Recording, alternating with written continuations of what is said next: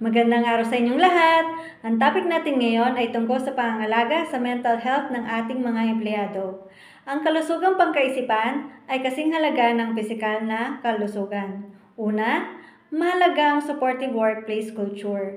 Dapat nating i-promote ang bukas na komunikasyon, psychological safety, at pagtutulungan kapag komportable ang empleyado na magsalita tungkol sa kanyang pinagdadaanan. Mas maiiwasan ang burnout at makakabuo tayo ng mas matatag na team. Ikalawa, ang flexible work arrangements ay isang konkretong hakbang. Bigyan natin ng option ang ating mga empleyado kung paano at saan sila mas produktibo. Mula sa remote work hanggang sa adjusted work hours.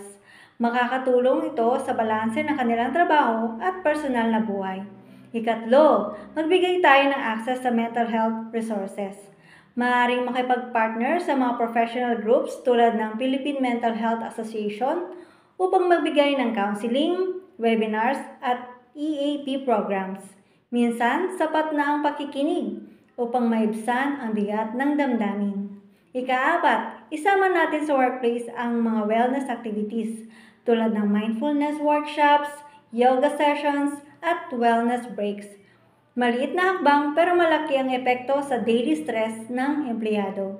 Ikalima, huwag nating kalimutan ang mental health education. Ang kaalaman ay susi. I-train ang ating mga team leaders para matukoy ang signs ng distress at makapagbigay ng tamang suporta. Ibahagi rin ang kaalaman tungkol sa mental health law. Karapatan ito ng bawat manggagawa. Sa huli, ang ating layunin ay hindi lamang magkaroon ng mas produktibong empleyado, kundi ng mas masaya, mas matatag, at mas inspired na workforce. Tandaan, ang empleyado na inaalagaan ay empleyado na nagbibigay ng higit. Maraming salamat sa inyong pakikinig. Sana ay magsilbing inspirasyon ito sa pagbubuo ng mas maayos at makataong workplace.